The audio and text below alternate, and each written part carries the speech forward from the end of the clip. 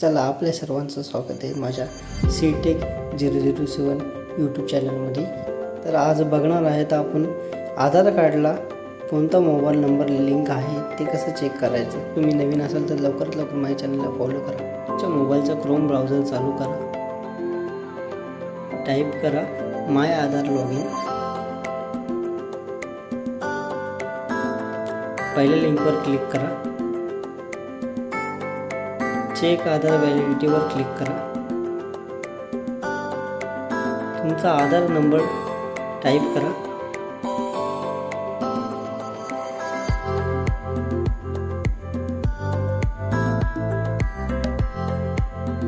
Captcha type करून घ्या.